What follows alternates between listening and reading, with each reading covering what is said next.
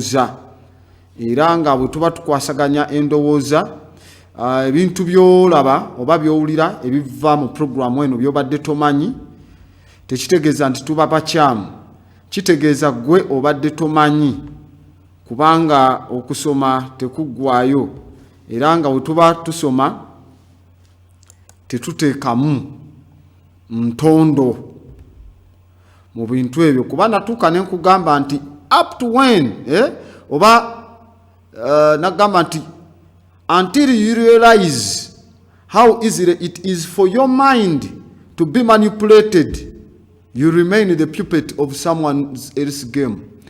Paka lona chimanya nti kyangu nnyo obwongo bwo okubeera nga budongowazibwa oba nga busiruwazibwa being manipulated ne bulimbibwa ne babuwa obujweteke osigala gwe puppet gwe nga toilet paper oba gwe kikokooma ky'omuntu omulala kyakozesa okuzannya omuzannyo gwe aba agenda kwesiimuza asuule.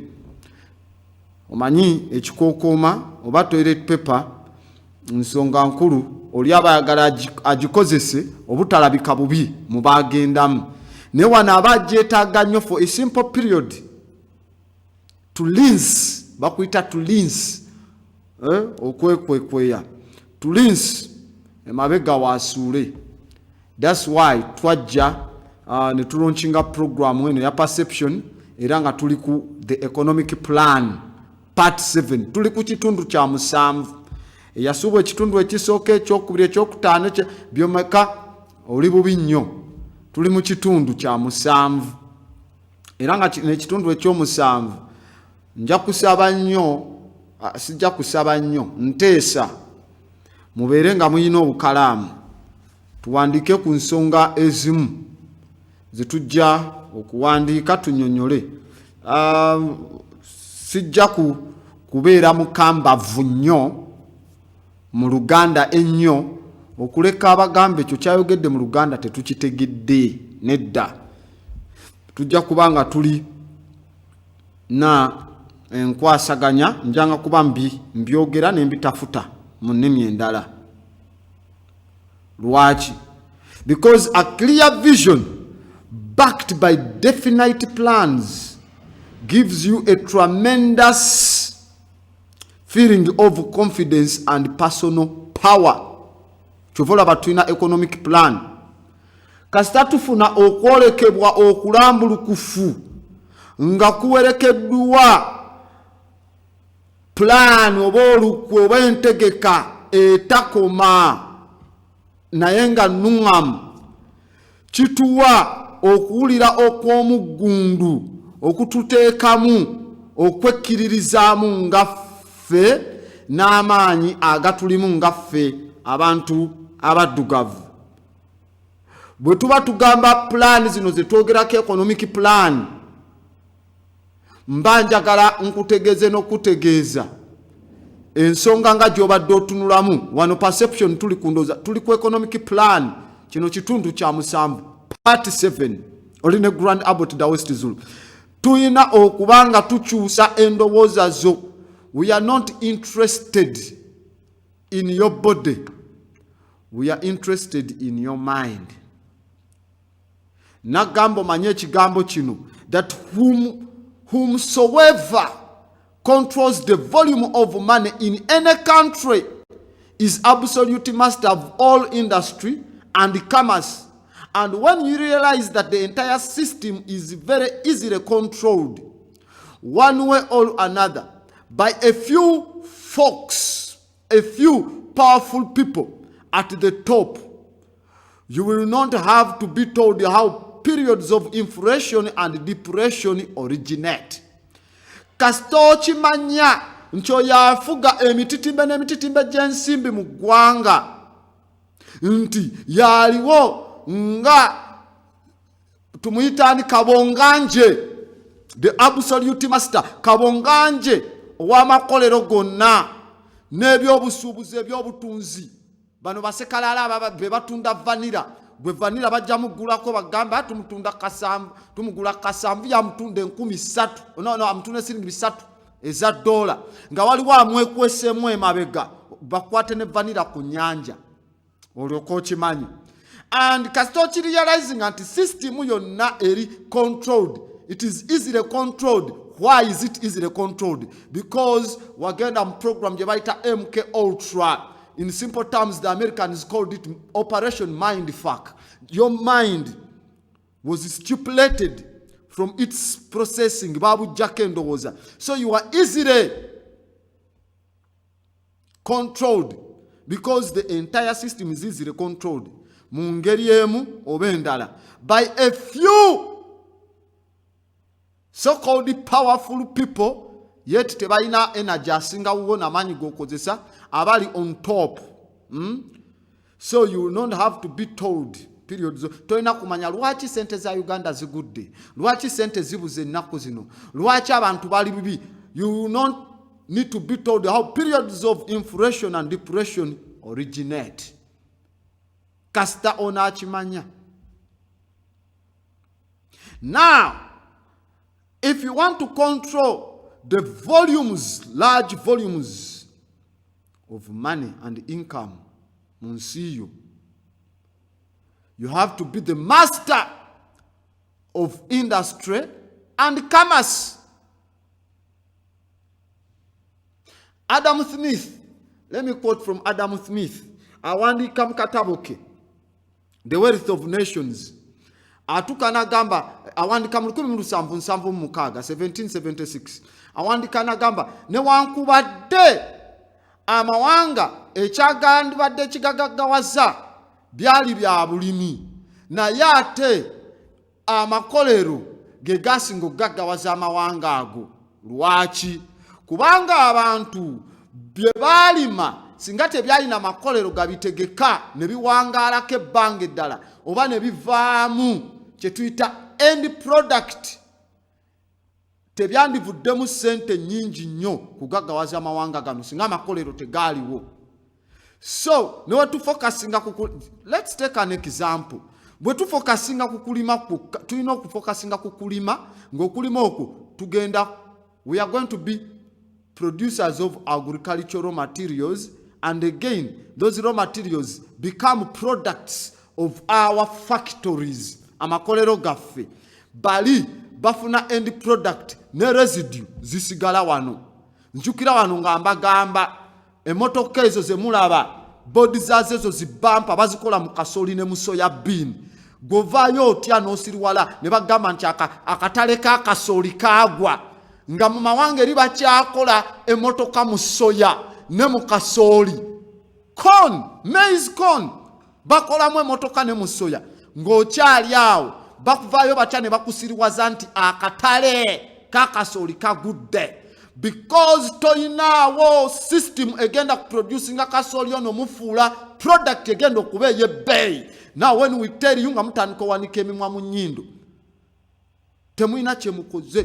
Kubanga amawanga ne wegandibaddewo ku by'obulimi ebiri awo gagaggazi ebyobulimi bino bituwa okubanga tetuyayaana kyakulya, nga tetuyayaana kyakufulumya makolero gaffe. Okitegeera?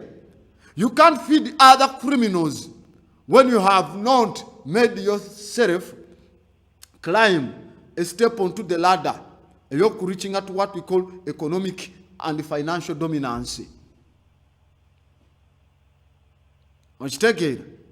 Now, with that kind of stupidity, my mindset is the African farmer, omulimi omufirika, nga ina that sense of immaturity, premature programming and planning. It means absolutely the system is going to collapse. Definitely.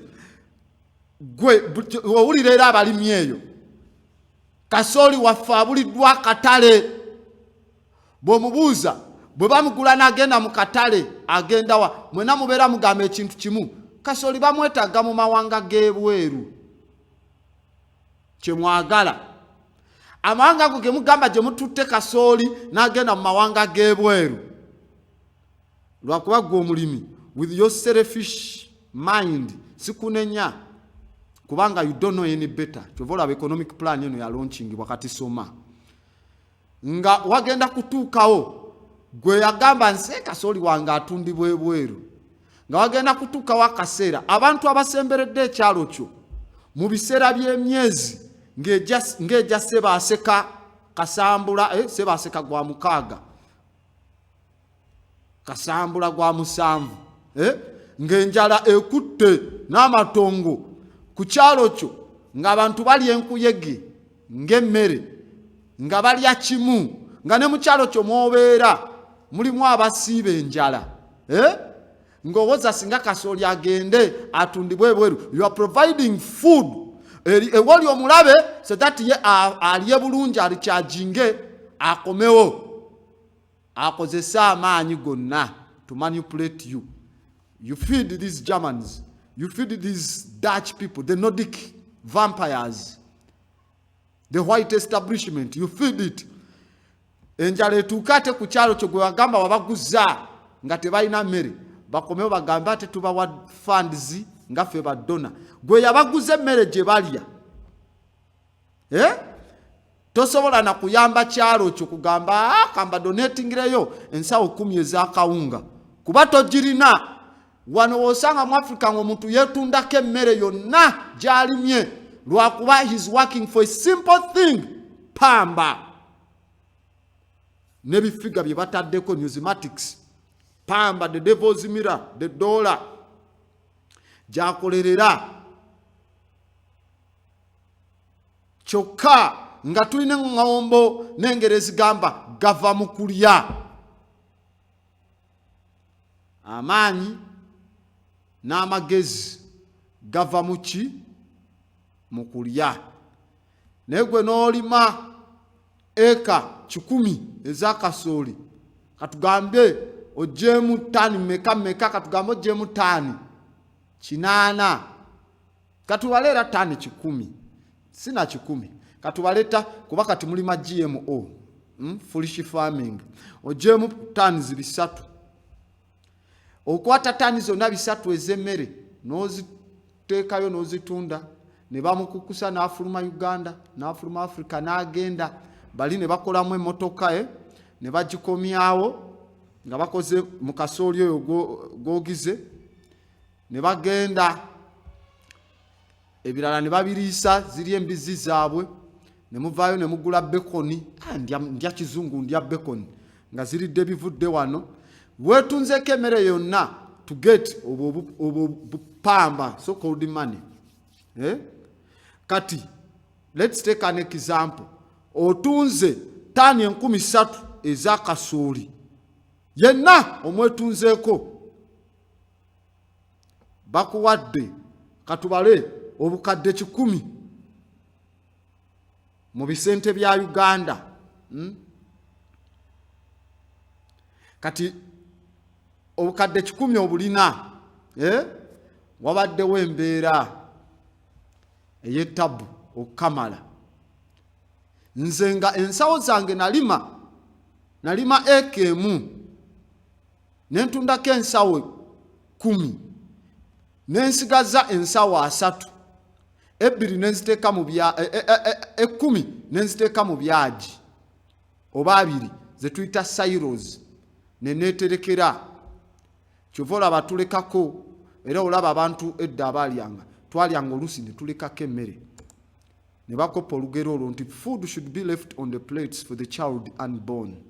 Emmere erina okulekebwa ku sowaani ku baana batannazaalibwa bwe bayita abagenyi. Otambudde olugendo nfe enjala waliwo akasigaddewo mu muweeko gwe tokyalina nakuterekera abagenyi n'abalijja byonna obitunze.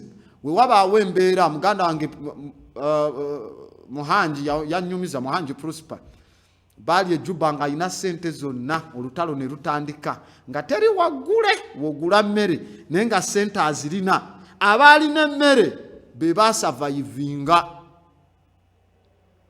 Okutta emmere yonna ogitunze outside bo bagenze bagigjeeko product ze baproducinze bakomezaawo emmotoka egyogenda ovuga ba accident singumu na bulungi nnyo ng'oddayo ogamba nange abazungu baakola. Kasita ocontrollinga what you eat agriculture tokkirizanga byo agricultural product kuvaako. Omunwe gwa kasooli ogwo gulaba oyinza okugula siringi 5 nga guva mu nnimiro. Naye nga amaze okukala ne bamuproducinga n'ebivaako n'ebirala guvaamu ezigenda mu 3,000. Lwaki togulinda ne guvaamu 3,000? Agricultural product yo togikiriza kuvaako kugenda nga tosoose gikolamu kye tuyita processing, manufacturing. You manufacture kikuleetera kye tuyita invention, okuyiya n'okutonda in your mindsets, so that in the long run you will be the master of your own destiny. Do you understand, black people? Now, if you're master of your destiny, you control the products ezifuluma. It means wobagwa ina that agricultural product ez'amaanyi ennyo wano ezivaamu ebirala n'ebifulumamu, the end products zomaze of manufacturing, you will be the controller. It means you have moved towards uniformity, era of moving on the ladder scale eya economics. You are on top of that game. Okay? So it means you are not going to feed other people to come and rub their testicles against you. You have fed Europeans for so long. Ngabo nkugamba soya bean motoka bakola mu soya bean. Soya bean bamukola mu motoka. Bakole motoka bazije mu soya bean ne kasooli. Obadde okimanyi enjaga bagikozesa okuzimba amazzi ago ge bakamulamu n'ebikola babikozesa okuzimba ze bayita skyscrapers. Ebyo ebizimbe ebyo bigaggadde ebyo byolaba ebyo ebiwanvu okubeera nga tebifunamu buzibu bwonna we bagattiranga columns ezo bazita conduit words ze bagattiraawo. They're called conduit conduit CSP, conduit steel pieces ezo wezigattirwa. Obadde okimanyi baba bazimba biri ebi batonyezaamu enjaga nga musiba emisumaali ng'ogamba nti guta nnyo ne mukwata ne mutonyezaamu omunnyo wabenge watalagga guleme kudda mabega kunaabako guleme kudda oba awo zino ze muyita muzita waliwo yazitanga wasa gye bateekako nga bagenda osiba omusumaali wasa ezo baba bazimba ezo skyscrapers bakamula enjaga ne balipingamu. So you don't know. Nagamba by failing to prepare, you are preparing to fail. Now let's put your mind right side up. Okay? Nina illustrations zenjagala okulagako ku map ezimu. Tujja kuba ne map esooke ya Alkeblan. Era producer jagituwaawo. Ogirabe nkulage nti gwe engeri gy'otunuliramu map siwe bagitunulira. Look at that map nga bw'ogiraba bweri bwetyo osobola okujjako lower third, Mr. Producer. Yes, thank you. Eyo map eyo ogiraba kati waliwo ayinza okugamba Zulu TV zaffe twagala zikyusa. Tokwata TV yo gikyusa map eyo gitunulira nga wobadde ogitunulira. Eriyo bwetyo lwakuba eri bwetyo. Africa erinnya lya yekkulu nagamba bagiyita Alkeblan. Map eyo nga bw'ogiraba bwe baba bagikuba bali abafuga economics z'amawanga n'ensi eno okwetooloola abamanipulatinga n'obaguza kasooli ne bakulimba nti bazze okusasula abantu bo nti baffe enjala babaleetedde obuyambi nga gwe emmere yonna wagyemalako n'ogiguza bo ne bakomyawo eri emmere ng'ate gwalima pamba kwe bakuba $1 neki ne bakomyawo pamba gwe baguzeeko siringisa olusanvu kilo ne bagikubamu obukadde 37 mu bwa Uganda gwe mutwalo gumu ogwa $. They come and feast on you. We batyo map we bagikuba. That's how map we bagikuba. Nonya Illuminati papers, not even that book. Raising color, bagita the raising color. The raising tide against the color. Map we ngabo ogitunulidde bwotyo. That's how the Europeans look like. Kubanga bojitu ngabo badde ogiraba nga bweri bwetyo. Europe is facing Africa. Okitegera webatwe bagikuba Europe yeno jolaba eri mu white etali mu langi ewali Europe ewali zino Asia ndozo laba ka Europe wekenkana nga tobaliddeko bakita Eurasia. Europe is not a continent. Kenkana size ngeza Congo ngogaseko ne Sudan. Awo kali mu color ya white domination. Now the people of color tuli eri wansi. What happens? Bagitunulidde webatyo because byonna bibabezaawo batunulira Africa. Emere, zabu, pamba, miti, bichi byonna they are facing Africa. Kyobola abo mapu yabwe bagikuba webatyo nga balaba what is a way forward. Their way forward is to attack Africa. Now stupidly fene batukubira mapu eyaffe ne tugikuba nga tufesinze Europe. Nti buli kyonna tulina kutunulira Europe yeyeetaaga buli kimu abazungu batuyambe. Museveni aluddeko abazungu batuyambe aveeko. That nonsense and garbage. Okufuna sente tulina funa sente z'abazungu because gw'ogikuba otunulidde wa Europe. For them bagikuba batunulidde Africa. Kankuwe mapu emu eva mu kitabo kya Samuel Becker gye baddamu ne bakuba ne balaga kingdom eze waffe watuwe alikibula ntuwe endala illustration. Mr. Producer jakuba jituwa ogirabe how they drew nengeri gye bakolamu they manipulate these maps. Okitegera ne bawandika mu bunyolo tolo newa ebintu bino byawandikibwa dda bibadde bitukekeddwako bituletedde okulowooza nti bulika eyo yennyini eri mu kitabo kya Samuel Becker bagiteekamu butesi kala. Bogitunulira bwotyo eri mu kitabo kya Samuel Becker ogitunulira nga bweri kati oyinza obutagitegera kye nagambye bakusulika obwongo buli kintu kyonna olowoleza abazungu be bagenda okutaasa. In economics tebagenda kukuyamba on economic plan. Botunulira eyo giraba eringa zebra crossing oba zebra crossing eyo gye bayita equator. Kati bogitunulira nkugambye tosulika TV yo. Sagala kwate TV yo gisulike. Sagala kubeera na butumbavu bwandowooza. Tuli mu perception. Bojeke nenyaawo olaba Buganda we bagikubye kati gwe botunulira equator eyo otandise kubala bitundu byeri waggulu ku TV yo byolaba nti bye mu mambuka. No, we are drawing it from the concept ey'abazungu we bajjeno bo bagikuba bagiraba we batyo kuba bajjeno kati balaba equator weesala waliwo Buganda wane wali Nandi mu kifo kye bayita Kapesebet bwe wali we bayita Abasebeyi they call it Kapesebet daba bunyolo wano we bagitadde ewali Masindi Kabalega watambuliza Samuel Becker wamukuumiza ennaku 6 nga yagala nti amusigning endagaano ya Buganda. Laba akyoli bweri olaba akyoli bweri kati ekikuluma okulaba nga Mwanza bw'ogiraba ng'eryato eri waggulu bwe buzibu bw'olina. Olaba wali eri Unyanyambe weri eri eyandibadde Azania oba Uzania oba so-called Tanzania. Mwanza weri Tanzania weri daba Banyarwanda we bali. Nkugambye tosulika TV yo kukifuulanga gwe bakusomesa kiraba. Tukiraba nga tuva mu Europe engeri Europe gye tunulira mu Africa. Tetukiraba nga Africa kutunulira Europe. Let's first identify how the enemy engeri gyatulabamu. Then we can devise a plan to bring countermeasures ezigenda okulwanisa ekyo ekintu. Kati wobocha ina mindset eri tunuliranga buli kino Africa tunulidde Europe and it's feeding from there. You are not going to be part of this economic plan. Tuli ku episode 7 oba part 7 tuli mu kusoma nkugambye until you realize how easy it is for your mind to be manipulated.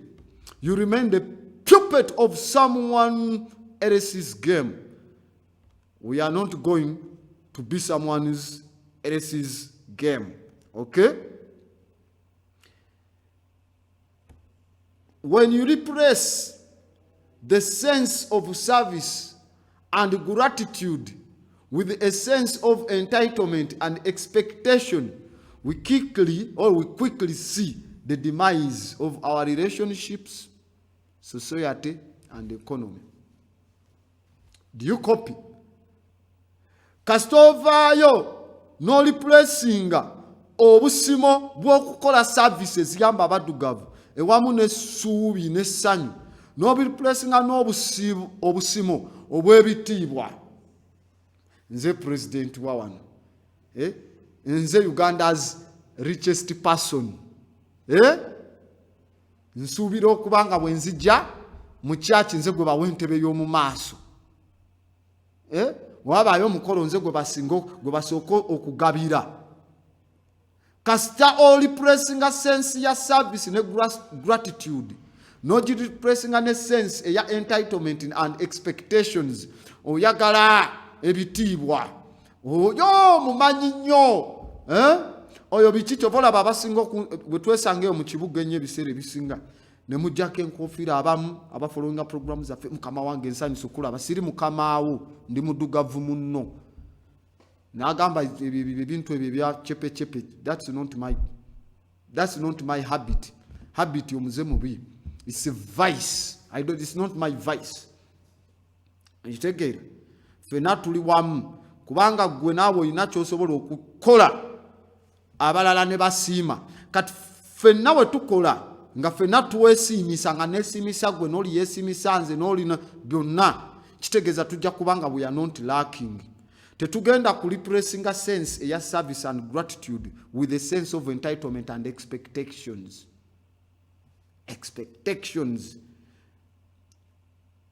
Lwakuba mu mbaga gwe wawaddeyo ente 2 osuubira essowaani yo nti bagenda gijjuza ennyama ennyo ennyingi. Ndowooza olaba obusiru bwe njogerako bwe bakuwa ate mubagobererenga. You see how their greediness weri. Waba yawaayo ente 2 omujjuzi bw'oba ogira omuteerangako n'amagumba 3 bones oba 2 n'atunanga akanyama katini atandika okukolima nze nawaayo ente kyokka bampadde ennyama bwete. Ekitegeeza yawaayo tayagala, yali awaayo lwa entitlement and expectations. Asubira mususu bamuwaane bamusuute ayina omupepe. Okitegeera oyawangayo nnyo mumuwanga katini ne mumuseera, kitegeeza oba oyina nnyo ennyama wagirya dda. You are eating to die. Sinankaliririnako.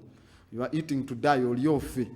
Naye bamuwa amagumba anyiga nze nawaayo ente 3 kyokka mazima ngenza otuuka badde n'amagumba mazima tomuwa. Kati bw'anyiiga oyo omanya he has repressed their sense of service and gratitude with the sense of entitlement and expectations. So now we quickly begin to see the demise of their relationships, society and their economy. Kitegeeza n'obugagga yabufuna ng'alina banyigiriza byebyo. Omugagga azze mwena ne mudduka. Okitegeera ffe waka engeri gye twakulamu tulina abalala be twakulanga nabo besijja family zesijja kunnyonnyola zonna nga twali mu saako y'emu. Kale ku level ya entegeera ya kati Uganda bandigambye nti twakula tuli bagagga.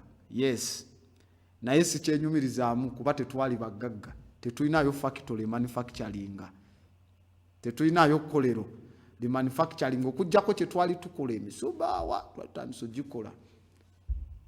Kitegeera n'ekirala nga tukola kye tuyita kolekiti era okutunga okwo ebitambala ojjukira entebe ezo ebitambala by'okumeeza nga wali maama atudde ffenna bazulu nga balina wali erizihuuku ezo ze bayita rose nga tuli mu kutunga kolekiti era nga oba oyagala ekitambala ekirungi bagamba yambuka awo abo be babimanyi. Eryandibadde ng'ekkolero lyaffe twalisuulawo zulu tuswala nnyo tuba twalisuulawo would have developed it okitwala okituusa mu maaso naye kyakijjawo nti buli omu yakwata ewalala nagerere ate ng'ekisinga famire yonna esomesa ffenna tuli basomesa buli wamu kuva ku bajjajjaffe badiisi baani ebiseera baali nga badiisi kusomesa naye betwakula nabo awo ng'abamu ku levo y'ebiseera ebyo nga nvuddeko ku perception wabula mu ntegeera y'endala eri gye mugamba abo baana b'abagagga kubanga wano tewaliwo mugagga mu Uganda. There's no si bagagga babbi, they are manipulators, these are economic vampires. Okitegedde si bagagga kati batuyitanga baana b'abagagga. By that time abaana b'abagagga abaana ne be twabeeranga nabaawo twabanga ku kisaawe nga tukuba omupiira oba ntuli ku volleyball oba ntuli awo nalina ekisaawe ekyange eky'omupiira personally nga kyange ku muti gwa Nakayima oba ali wagenzeewaawo okuvaawo kwa ka compound okudda eri awo bazimba toyi. It was my personal kisaawe nga nze nakikola nenkitema layini ekyo naye nga muba muzannya nabo omupiira bakwano bange mu Juni Franka kwano gwange nnyo muzeeyi we twamuyitanga Kalicha musajja developmental man bakole basavinze bayambi be bantu bemanyi kubatalya nguzi wano mu government ya Uganda natuzanya nabo naye waliwo abalala be twabeeranga nabo waliwo omugenzi Zerida yalinga oyo naye RDC abewa Lukiiko yali manager wa British American Tobacco. How can you call it British American Tobacco? Ngalimibwa mu Uganda, by the way. BAT. British American Tobacco. British American Tobacco. Bamusimba wano mu Uganda. You define that in a movie somesa n'abaana. You accept to be stupid in that format. Perception yebyo bijjawo. So, mbadde nkuwa example. Wali eri ku twagitanga rest house by that time naye nga State House, nyumba ya president. Bakwano bafe wakasiri gwanga oba gavini baramo bakasi bapatoni bachadondo bakiriyoni awo ngabamu we bawulira manyamotoka twazimanyanga ngowulira ebuma ne bagamba tata wabagundi akomyewo nolaba abadduka emisinde tata abasange waka dadi abasange waka asange waka ne bapretendinga nga babadde tebaba bagenze mukuzza as if okugenda oku interactinga ne society kibi. So bebayitanga abaana babagagga they were taught obutakwatagana n'abalala.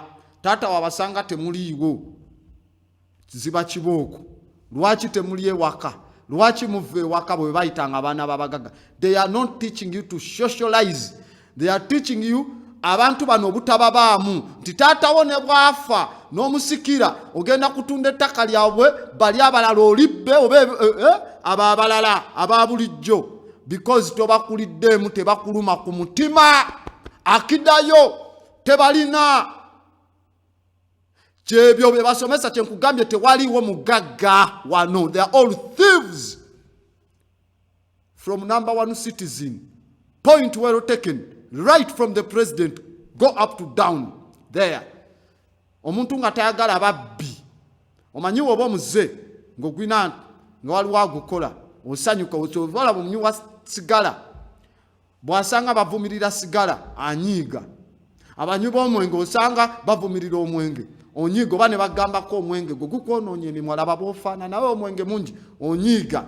Naye bw'osanga munywi muno n'agamba jja tugende tunywe osanyuka era owulira ne bagamba oli bamukutte ng'akoze kiti abadde abba mwenge agamba omusajja bandimulese naye ebbiro omwenge n'agira tomujajinga.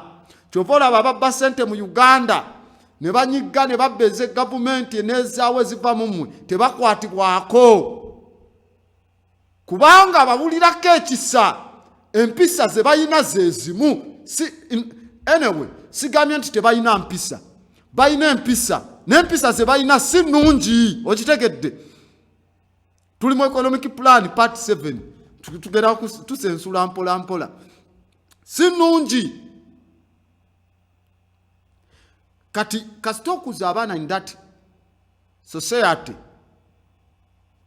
babeera waka abaana b'oyo musajja tebafuluma babeera waka babeera munda. Kati ate abamufulishire ne muvayo ne mugamba abaana b'oyo banange abaana be balina empisa babeera waka tebavaawo tebatambula balinda taata najja ne bamutikkula ne babeera waka tebavaawo bwe bagamba babe n'empisa.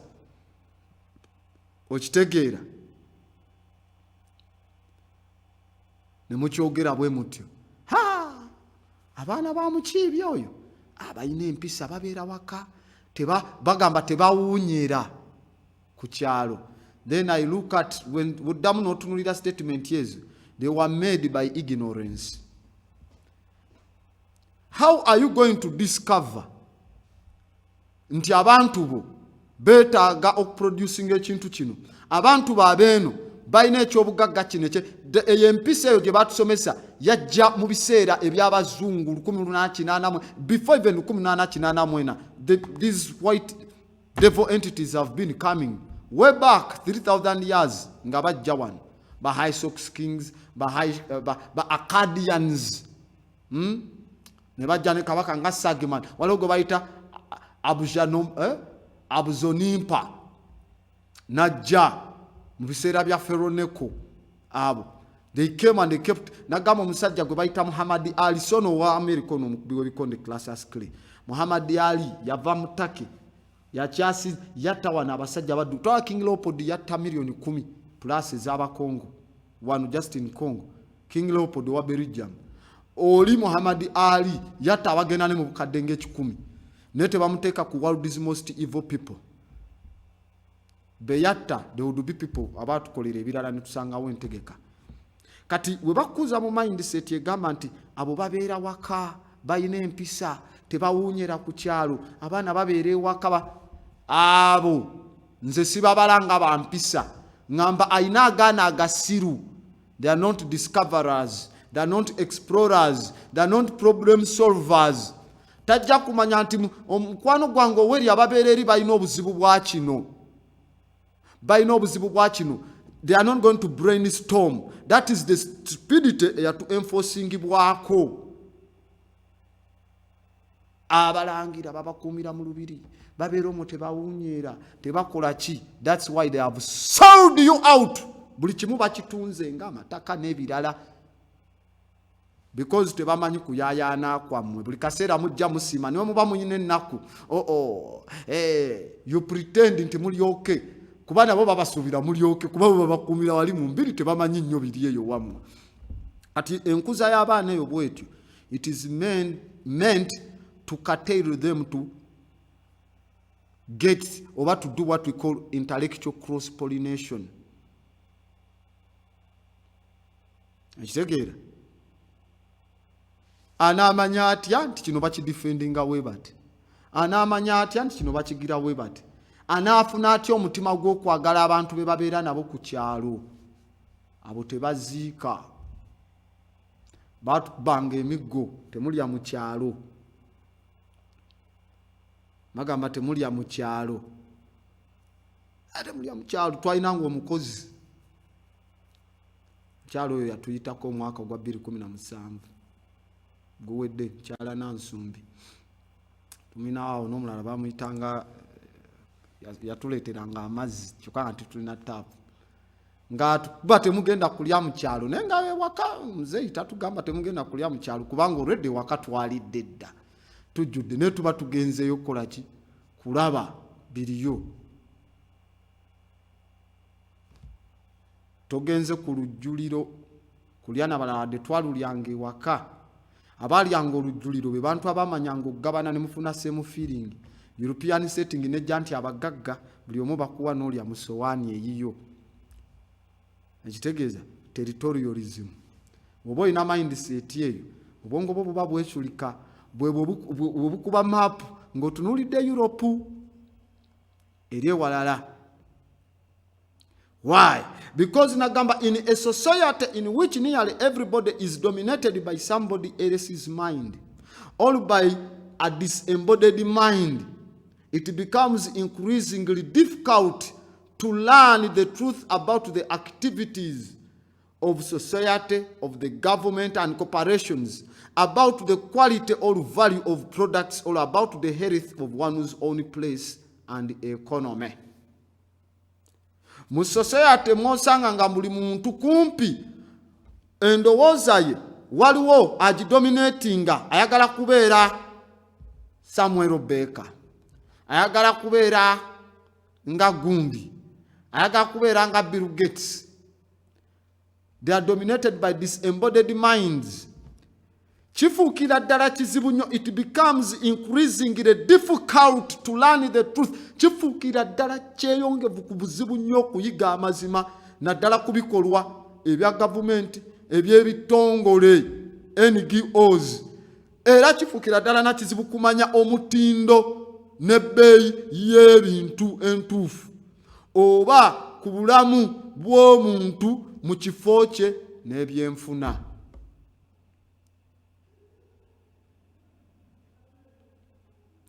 Wobeere wammwe tewaliwo zaabu, tewaliwo gold.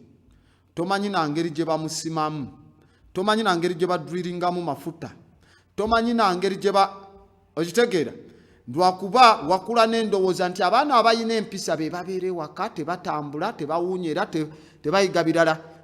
Balinda daddi abatwale ku ssomero, addemu abajjayo ku ssomero. Those schools so called psychological gas chambers. Abakomyewo abazze wano ne babeere waka bo tebatambula nti be baana ab'empisa ennungi. Be babavaayo. I remember, quote me very well, presidential debate ey'okubiri. Mabirizi ne Besigye bakkiriziganya ekintu kimu nti tebasobola kukkiriza kusima amafuta ga Uganda nti because oil nti kibanga it is a curse, nti kikolimo eky'amafuta. Nti look at how these abasajja bano abakulu, how they foolishly reasoned. Nti amafuta tetwetaaga gasima biseera bino nti kubanga galeeta ekikolimo nti katugaterekere abazzukulu be balijja bagasime. Oterekera abazzukulu b'ekikolimo, oterekera abazzukulu b'ekikolimo gwe Besigye ne Mabirizi. How dare can you say that? We batyo we bayogera nti tetwetaaga gasima biseera bino. Ekitegeeza tugaleke. Museveni waba yaliyo nga yasima ne kampuni ezo ezimu zeba mu first presidential debate na mama Mbabazi yagamba endagaano teyazirabako ezo. Kyokka nga ate twawulira wano handshake. Handshake bantu gambye bani abasayininga mu biseera ebyo. Handshake eryoke mala okujja bani abagira luli. They are all liars. Mukitegeera. So we mugamba akatugaleke ng'ogamba ina abagoberezi bangi obanga abagamba ebyamafuta tubiveeko tetubirowoozaako. Kati ono asima nga bba kasima bbe kubanga mwatujjako obwongo ntuleme birowoozaako. Kati gwakumira omwana tatambula, abeera mu kikomero, abeera wane walala. Be babavaayo najja agamba abe gundi obuyumba bwonna mu Busende. Yewavaayo abantu ng'eyavaayo mujjukira First Lady bwe yagamba, Minister wa Education yagamba nti talaba lwaki bannayuganda batambuliza abaana ku boda. Nagamba lwaki mmwe temuwa kitiibwa abaana mubagulire emmotoka zibatwale ku ssomero. Wano nga juzi Baawe president wa Uganda yali atuwa nagamba Uganda erina emmotoka, yagisanga erina amayo emmotoka omutwalo gumu oba mu 13 nti kati erina emmotoka emitwalo 67 plus. Baawe agambye tulina emmotoka emitwalo 67 plus. Uganda egenda mu bantu obukadde 4. Tetunaweza nakakadde kamotoka. Novaayo noyogera statement egamba nti abaana mubagulire emmotoka ze ziba zibatwala ku masomero. Ekitegeeza abantu abalina okuzaala bokka mu Uganda balina kuba emitwalo 67.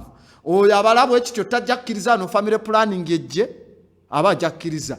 Ejje manipulating ekole kye tuyita infanticide, okwettira omwana munda. That's how it was called before aba eugenics society ate banagifula gye bayita planned parenthood. Infanticide ejje motoka statistics kuba tugamba behind a strong man there is a successful woman. Era tusomesa wano ensonga ya maama. Kati wabanga tata atugambye tulina emmotoka emitwalo 69 ejjajja ffe tuba bazzukulu oba ndi muzzukulu nakabiri ndoza sirina nakamwe ku ye. Oba nakamwe no wanda kirungi nnyo kuba ne jjajja. Naye ng'atugambye tulina emmotoka emitwalo 67 nga maama Minister of Education yagamba lwaki mutambuliza abaana ku pikipiki, lwaki temubawa kitiibwa, abaana mubagulire emmotoka bamuvuge nga bamutwale ku ssomero. nga atugambye tulina emmotoka emitwalo 67 nga census etugamba tuli mu bukadde 38 plus 38 mu kanaana sofa we twogerera kati naye nga roughly 40 million people kuba bali ba nomadic pastoralists bali abatambuza ente nga bazirunda batambula bagenda abo temugenda babala leera ali wano luli ali eki bazaala we balunda we batambula so roughly 40 million people ekitegeeza katugambe emitwalo 67 kubisaamu emirundi ebiri ekitegeera ke kakadde kamu n'emitwalo 34 kakadde kamu n'emitwalo 34 ekitegeeza katugambe buli muntu yazaala babiri ekitegeeza abaana abasoma bali kakadde kamu n'emitwalo 34 tiboda zibaleetera obubenje bafa tulina n'abagendera ku bugaali waliwo n'ab'obugere obuyinja wali nga bunyiga so kati omuntu ng'oyo their minds were dominated by some else's mind eri kirasi ekitegeeza tafunye association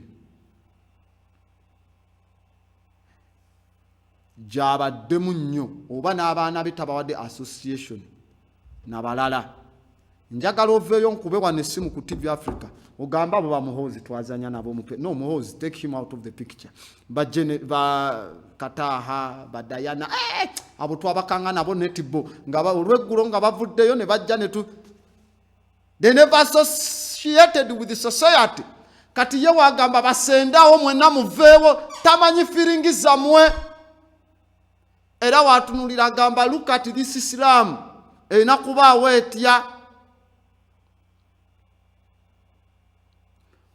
bw'okwata essimu ya n'ogamba bameka bakubidde essimu osangamu nga bamukubidde mu Uganda balinga basatu abasigadde Bungereza Netherlands wa they are dining with them cannibals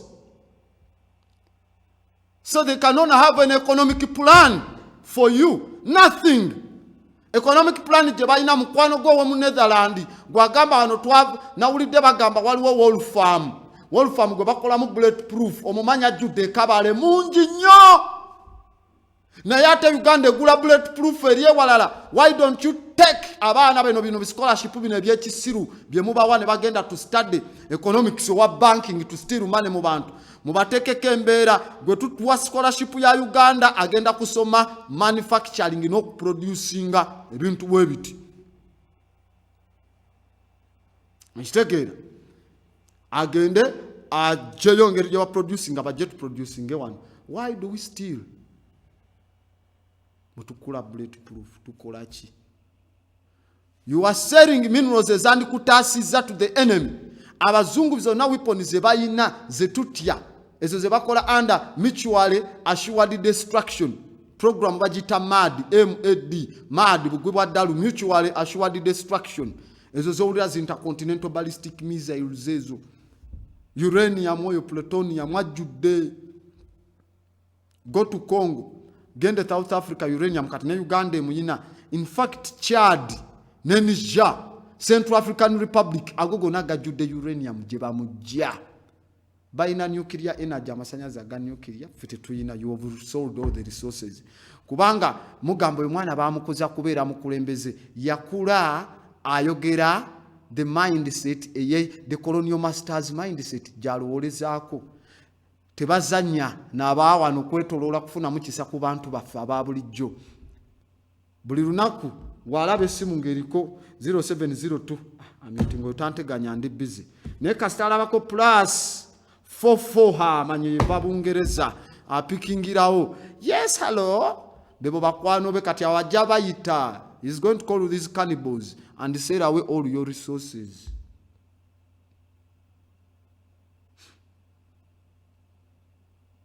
mkitegeera all your resources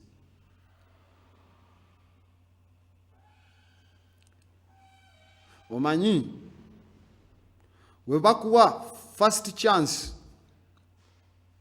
notataasa abantu ne second chance nejja notataasa abantu ne bakuwa third chance kati third chance nogiteekamu third chance A ya 96 third chance B eya 2000, third chance C, 2006, third chance D, 2011, third chance C, 2016. Oteka mne third chance E, jokuwa 2021. Chances ziba za gwayo da first second. Eyokusatu obo inachita. Nekati eyokusatu noji prolonging nechi. It means there is not going to be any hope. There is no economic plan jogenda subira mu government eriwo. Chena gamba. Chino fetu ino chekolera ngafa abantu. Bali they are moving, they are speaking how they are moving. How can I phrase this statement? Batambula kizungu. They are walking a European walk style, manipulate the others of nebiti wabakuwane. Ha Hoanens Elizabeth, so-called Elizabeth, slip of tongue. They are queen. Ha ojitegera bagala nnyo ebintu ebyo. Glorification zebaleetanga. Bwe tusoma mu African Shishata system, abantu ne kabaka bamudipozinganga mu Africa. Ate nakuwa n'emiggo by the elders. Kasita misbehaving. Kati omutandise ogira ayogera ati ekintu ng'ekyo. Yes! Nsobola okusomesa records zonna we zizze okumala emyaka nga 15 emabega. Bebazzenga bakolako emikolo 15 gwe tewaliiwo. Neboyito bwakabaka bo tebwaliwo by that time. For example, this was Kush. One time yali Lower Kemet. Ngeka. Monomotapa nefugako up to here. One time when era yaliko bunyolo chita. You remember Chwezi dynasty, the Batembuzi, the Ruwo Babito.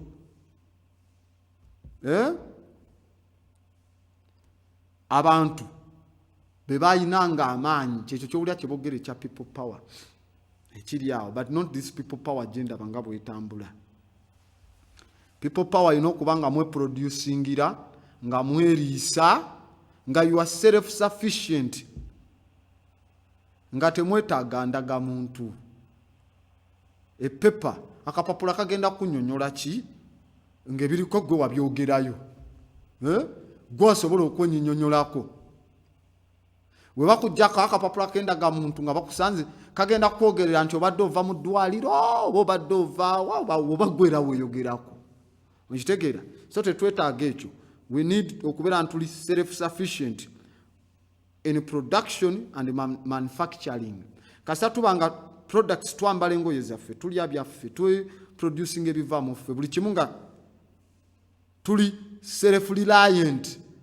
Nga abalala batwegayirira ntubagamba ku lunaku lw'okutaano n'olw'omukaaga ne Sunday nnyonyi wano tezisituka zitwala products eyo.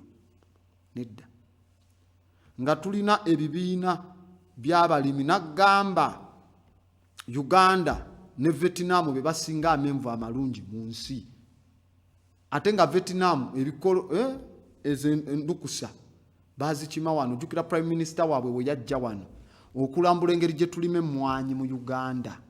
Bw'ajja okulambula engeri gye tulime emmwanyi mu Uganda n'azekenneenya n'akozesa amagezi n'endokwa ze yajja wano ne bazitwala e Vietnam okutandika okuproducinga emmwanyi. Kyokka nga bo bateekako ekijimusa, bafuuyira, bazikolera emirimu mingi nnyo ozifunamu ezaffe nga weather yali serefulira buli kimu embeera y'obudde yeemala, ettaka nga gimufu bulungi. Naye twakka oba tulina mu namba 7 kati mu kufulumya emmwanyi mu nsi. Vietnam ekwata kati kyakubiri ng'amagezi yagajja wano n'egatwala. Egaggawadde baagikuba wano mu lutalo lwa Vietnam wo. Bano abasajja bano abatemu abo Abamerika bwe balaba Vietnam ebasukkulumyeko nnyo manyi babakubirayo. Naye ng'ekyabakubya abali be bayita ba Black Panthers ba Newton Hugh abatika ejje ly'abaddugavu okuva mu Amerika ne bagenda mu Vietnam. Nga bano boogera mu Amerika mu lulimi lwabwe. Zulu eta simanyi lwaki amanya gange gali nnyo mu kodi z'amagye. Eta Zulu eta Tonga Mabatango Orange ene bamanya bagenda kuba mu kifo ekya Zeto bagamba bagenda lumba mu Zeto kati mwe mubalumbe muziwanuleyo bwe balabanga olutalo luganye abasajja bana America ne bakwata Agent Orange yenna ne bamuteeka mu nnyonyi ne bafuuyira Vietnam manye n'emigga mingi drainage pattern yayo kati emiti gyonna ne bagifuuyira Agent Orange n'ennyonyi mu project gye bayitanga Project Quick Speak ne basuula ebikoola byonna n'ebirala nti basobole olaba Vietnam kubanga bwabaswamanga nga bulinga obuvubi oba mu bibira ne bubakuba ne buyingira mu andaki nga ntini bwo bumpi butini nga America banene tebasobola yitamu ne bafuuyira ebibira byonna ne bikka ne bakola kiri ekibera mu OBC Officers Basic Course emmere yonna ne bagifuuyira Agent Orange ava mu 24D kyovola abawano mwali nnyo muchere muchere gwa Vietnam nga guli cheap kubanga ku nsi gwali nga tegulibwa mu butale bulala kuba bamanyi mulimu Agent Orange oba 24D ne balete na Abafrika baliye bafe nga tulina ne ba president abalooza baali bamanyi by that time they were very ignorant even if no bategeera kati still bakiriza products ngezo ne ziyingira wano nkitegeera mukiriza mutya selula akajja nga alimu amasira gente eza bovine stimulating hormone gakamibwa wali eriwe mu mata nemuwa abaana wano how can you accept that so ebyo byonna ne biyingira ne bibaamu kati in that system ng'omuntu astirwa admiring abantu abahaminze societies endala in that manner they are not going to buy ideas zigenda kuyamba wabanga be bakwano be bayina nga n'abaana be bakwano be bayina mu bali ababali kitegeeza they are embracing those people abantu abo they have lived there by manipulation kinagamba no nation has ever taxed itself into prosperity ebyo bakuteekako emisolo tebajja Vietnam emwanyi zijje wano ekoze ekyefuuyira neera baffe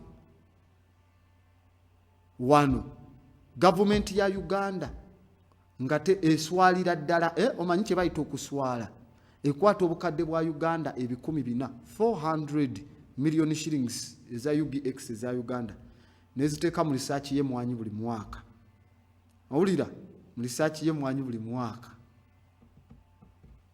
nekwata obuwumbi n'obuwumbi nebuteeka mu research z'entalo nebuteeka mu research z'ewala obuwumbi ne babuwa State House nebusasula ba honorables not honorables they don't have any economic plan for you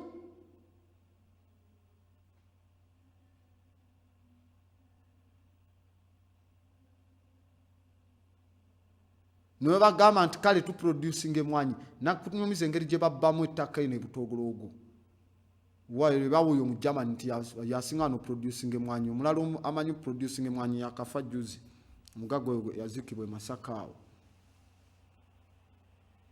so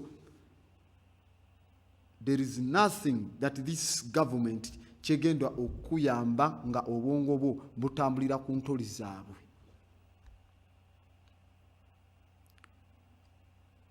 okitegera because in such a society nga it is dominated by somebody else's mind in such a society nagamba also our private economies will depend less and less upon the private ownership of real usable property and more upon property that is institutional and abstract beyond individual control, such as money. You don't have individual control over money, insurance policies, certificates of deposits, stocks and shares.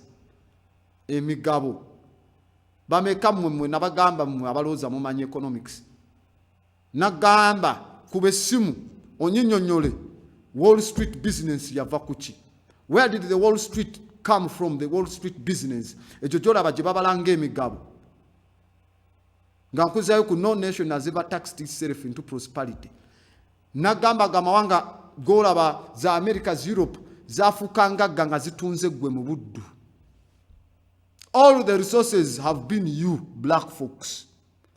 Mubuddu. 400 years. No pay. Just on a whip. Chiboko. After that period of time, there came another 100 years. Eza racial segregation, nezibamu neja colonialism. Ngetaka lyo balikozesa kubuwaze, so that they get the end product, they get the raw materials, get the end products and service themselves. Tebakubulira na katale. They were using these other economic vampires, so-called Indians. Beba tusunsulira pamba, beba. The black person didn't know any market scale. Bintu ebyo gye bigenda, because he was deracinated from reality. They deracinated, they decapitated you omutwe gwo bagusalako okumanya amazima. So novaayo kyobugamba gali amawanga agakulakula nedda agagira ki nga gakulakulana gajjawa ebintu go gakulakulanyiza, because simply you have become a puppet of someone else's game. Right from your presidents okudda wansi, presidents, kings, princesses and preachers, priests, bonna they don't have any economic plan either for you. Era baba business, when Wall Street business were chuka nonya kyebayita occupation Wall Street ye lwaki nemenyana nnyo naye ate era temwagala soma oba tugenda kukolera kyebayita reading phobia eyo gibajjamu plans zino bakwatanga abaddu black folks ne babateka ku side y'ekisenge eri ku side y'ekkubo street eri, abaguzi ne bayimirira ku side eno. That is called Wall Street business. Bano bayimirira ku kisenge ky'abaguzi ne products kwe ziyimirira, kwe kuva kye bayita omudaala, n'otunulira omudaala abaguzi muyimirira eno ne mutunulira products ze mwagala. That's how these European albino mutants, depigmented, demelanated people, that's how they became rich.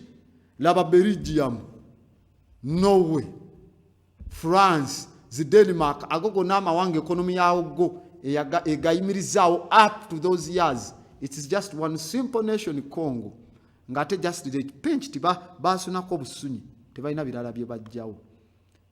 Nene tuulira Congo, yes, Uganda agendayo kigambibwa kubanga yabbayo, ne Uganda si ye yabba. Abantu abali mu offices zawagulu bagenda ne babba amabanja ne bagagala okugateka kufe. Congo mbuweremeddwa tegeka akalulu nti teina sente. Teina sente nga budget ya UN eri sustained by Congo. Nga UN mu week ebintu byejja mu Congo byeri mu kuplandalinga bivaamu nga bitundiddwa obuwumbi obugenda mu buwumbi 10 obwa dola 10 billion US devil's mirror scale dollar. Okay, naye nti bo tebalina sente zitegeka bululu, tebalina ki. It's one of the top poorest countries in the world. Nga babala ki on GDP kyokka we balibala abakongo bwe bagatuli baavu. Naye njagala okyewuunye lwaki abakongo bwe bajja mu Uganda bamasappe nnyo basajja b'amasmart, ate ng'ekyewuunyisa bambala engoye ziva mu ggwanga lyabwe ne babalistinga ku GDP eri wansi, kyokka nga be ba wealthiest we tugenda in terms of resources, because they have the human resource ng'abantu. They are 62 million Congolese. That is a bigger number wadde batini nnyo ku nsi yaabwe, ne namba nene esobola expanding. Be bakyasinza okubeera nga batestingibwako sofa, nalabye kati sofa balinga 2 abakafa kati Ebola latest outbreak eyazze bali mu bakuba ddagala ddala fu babasampolingirako. They brought it to begin to test eddagala erimu, because eddagala ly'Ebola already weeriri nagamba noonya kye bayita nano silver 10 ppm oli ku perception ne Granda Botda West Zulu. So buzibu bw'amaanyi obwo paka bwe tunaayiga, paka bwe tuneemanya, paka bwe tunaamanya chiche twetaaga chiche tuli economically, because nagamba a rope will tie the world, the whole world, and it will squeeze it into a monster's hands. To squeeze it in a monster's hands. That rope, economic rope. I told you these foxes will beat drums and the wolves will come dancing. In that period, men without yesterday will rule those with no tomorrow, and women without last year will rule those with no future. Mu biseera ebyo abasajja abatalina biseera byajjo bajja kufuga abo abatalina nkya. Mwabaliwo ndiwo ku bwani, muliwo nteebereza. How am I going to live tomorrow? Chovola to test you until you don't have tomorrow. Wano Museveni ayingira mu kalulu n'akwata obusente bwamwe bonna ku mobile money ne bajaminga network ne wawulira emiranga bana tetulina kyagira tetulina nze n'aliisa ki abaana bange. You don't even have control. Golooza lwaki obwo butali bwa kiseka bwayokyebwanga nnyo. Bakatumba balubagawo wa kiseka mu katale ka ne kokyebwa ne kateekebwako embeera kati bakanutilizing ne bateekawo ne base ya military police awo nga gyolaba eri mu kisaawe kye Nakivubo. Lwaki? Kubanga abantu b'omu katale ka kiseka abamu ba ex-servicemen ab'omu magye, they know how to control people by banking. Teekayo sente where they are going to control you. Babeeranga ne omuntu abeera ne hard cash ng'atayina n'emmere omuvangako. Kyovola bwe bayokyanga ogenda obulira ambaddemu n'obukadde bwange ensanvu buyidde ogenda osanga ng'ebyetaano banaye byayokyeddwa. Nga balimu bagamba temujja ziterekangayo mulina ziteeka mu banka. Bwe baba olina kyokoze bahandolinga freeze his account. They freeze your account because they have squeezed you in a rope that is put, that will squeeze you, or that is going to squeeze you into a monster's hands. Naye waliwo bagamba okwatamu majago ebyokulya oyina emmere buki ng'ogenda balina ng'obookya sente zo bazite. If a state conspires against its people, it doesn't work for the well-being and the wealth of the citizens. Studio line 0414698420. 0414698420. Ojja kubanga okuba esimu. Tubeere nga tukola ki? Tuteeseganya munange mu nsonga ezo. Tulina ebintu bye tulina okwasaganya divisions zino zijja kujandoza ku episode ey'omunaana. Tubeere nga tuwandikira ddala byonna nga bwe byetaagisiza ddala okukola n'ebirala bye tuzzenga tusoma. Ne wano oli waddembe okuba essimu kubanga studio line eri open 0414698420. Osobola okuba in live netubeera ntusobola okukola ki okuteesa mu programu eno gy'osinziddemu. Singa tunaayiga ne tutandika okuproducinga ne tubeera nga tumanufacturinga ebintu byaffe nga tetubawa raw materials. Why do you give them raw materials? Bakomyewo kye bajje mu raw material nga kiri expensive okusinga ekikyo kye wabawadde in the first place. Why? That is absolutely unacceptable. N'omulundi n'ogumu tulina okubanga tutereeza embeera. TV Africa. Esebo gwani okubiddewa? Sebo Katumbe wa Kiseka. Sente mwaberanga nazo mu hard cash ne babookyanga zijje. Bazokeza mu katale ne plaza. Basigaza yukulewa ngagamba moto ya kigaza nganya maduka kati kale motoka. Motoka y'omukazi nakbamu no baba batandika basalinga pene n'abatanga. Mukitegedde singa mwalimu azikolamu amakolero singa zikyaliwo.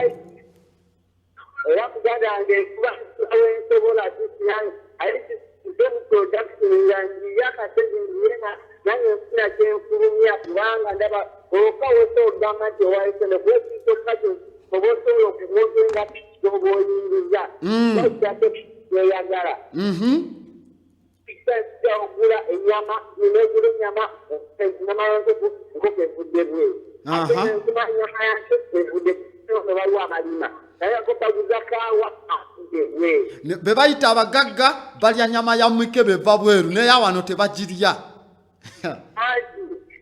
obusiba tuyita obutumbavu dedicated ignorance bebayita abaana b'abagagga bebatunda amataka g'abantu mutaka pezatatakusaliya nesani waffe tekikutundangao soka kati abantu bakadiddeko ina emyaka abiri ogwanga tekinyanya ogate bamanyi ku ttaka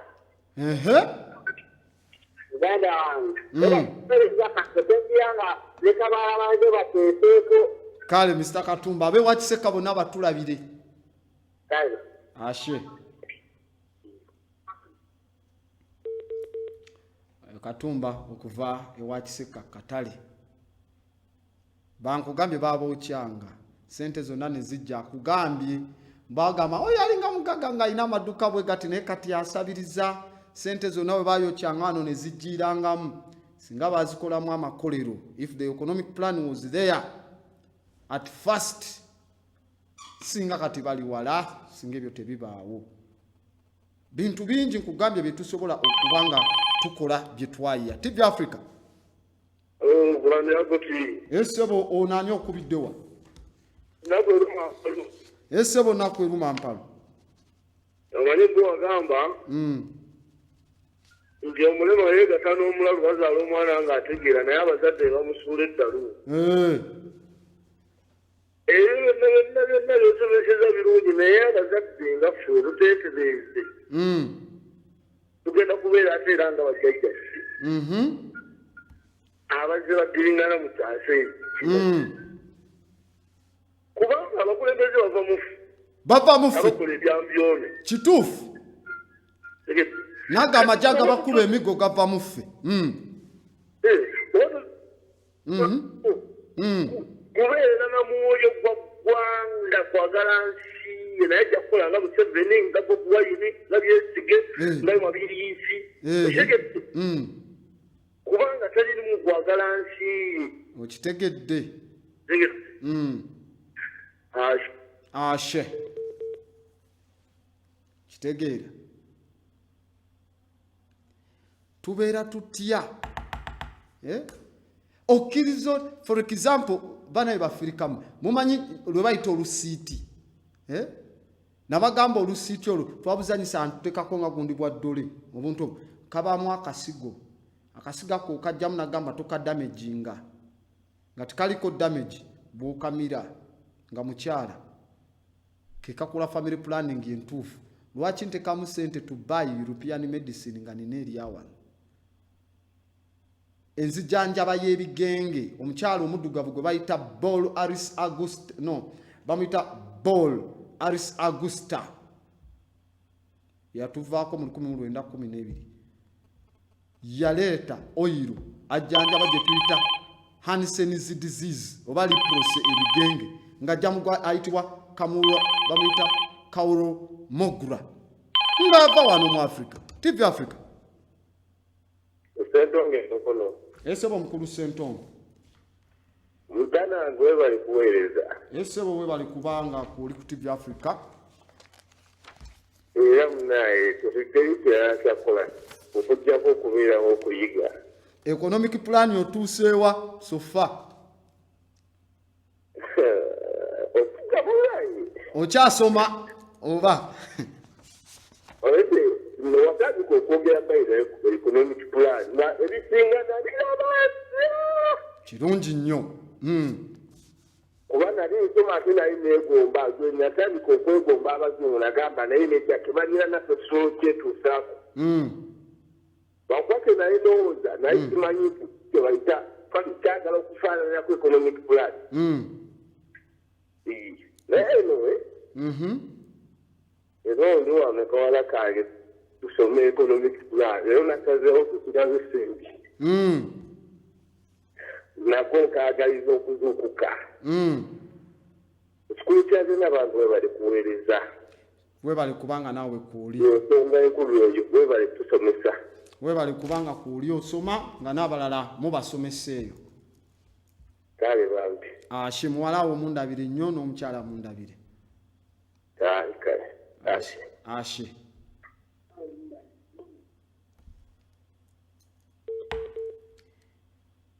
bino ebintu kasita tunasooka ne tubimanya ne tubiteeka mu nkola kuba abaganda baffe abaddugavu babikoze nga bali under suppression banyigiriziddwa ne bagamba naye katwevumbulire ekyaffe ng'omanyi gye bayita link line eya web, it's called the web based software eya link line eyo gyolaba okimanyi n'abaddugavu nagamba internet first ffe twagiyiya ne nakulaga n'ebifaananyi ku pyramids helicopters biki computer byonna twabiyiya dda okuleeta link line elinkinga ku website nayo yazimbibwa mukazi era muddugavu mu mwaka gwa 1957 bwe yayiya software kati gwe batandika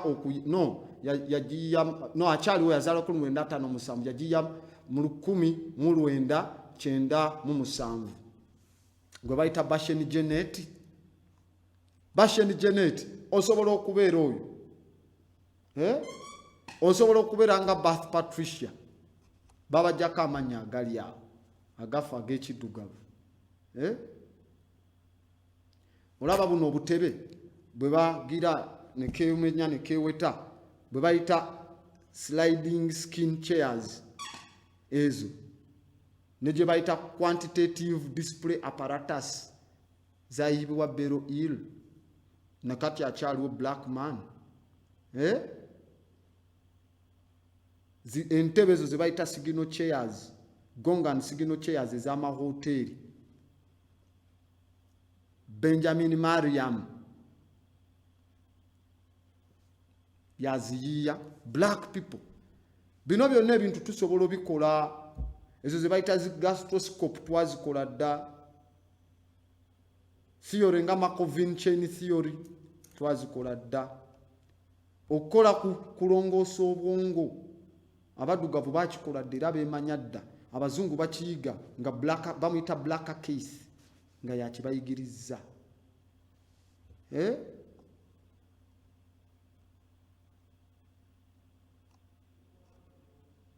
bintu bingi ne bakugjamu eriiso ne lifa oba nga baligize ne bakuyiza eriiso eddala. It's called the silicon retina. Abaddugavu era nalyo le baliyiya omukulu bamwayita kwabeena Bowaheni ne kati akyaliwo kwabeena naye tomuwulirangako bakusomesa bali obuzibu bwe bamala obiyiya baddukira wa muzungu. That's the problem. Tulina kubikolera wano when we have an economic plan. Bowaheni kwabeena KWABENA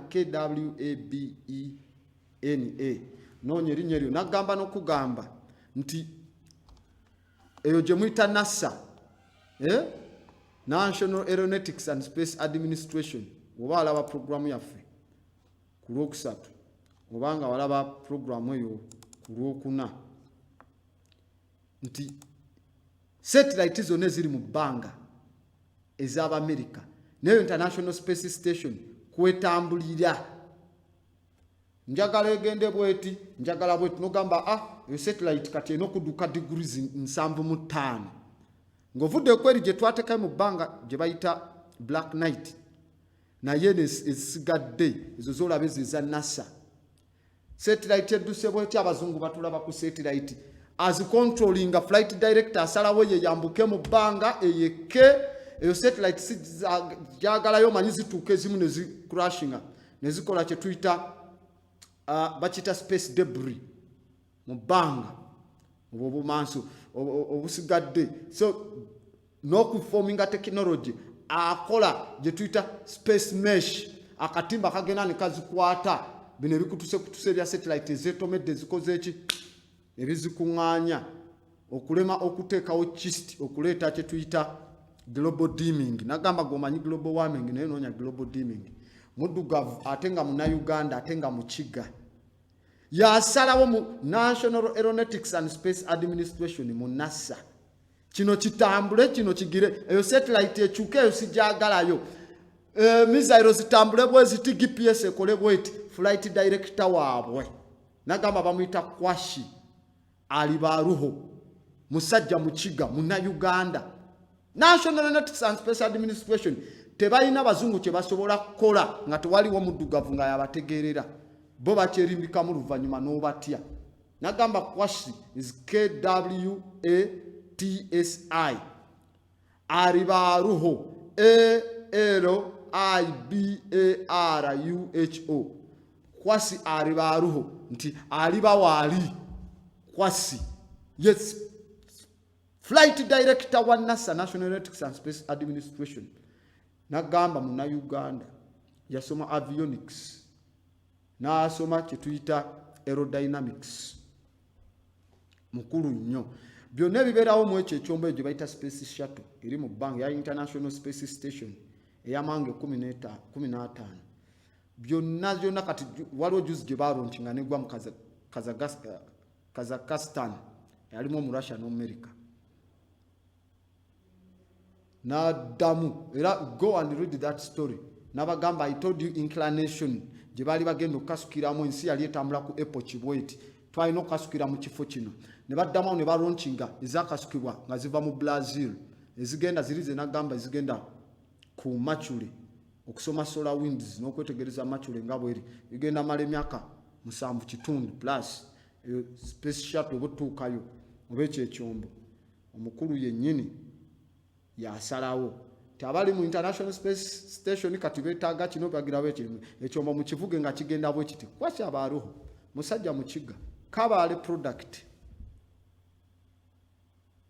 kati wabanga talina intellectual cross pollination kusomesa balala buzibu bw'amaanyi abatayisemu mutusonyiwe simu twagire senge yange olwavudde ku mukulu Sentongo naye tujja komawo olunaku olw'enkya ku programu eno eya perception ne timu yange yonna production team omulimo gwekola mubadde ne Grand Abbott da West Zulu production team yange yonna ababadde ku kamera tulina Hamidu eri mu production Mbogo production manager waffe mukulu wa Lusimbi Musokeru kwago kamera byonna n'ebirala mwebale omulimo gwemukola okutuusako abantu program eya perception tujja kukomawo olunaku olw'enkya tovaako ku TV Africa n'ebirala bingi bijja ashe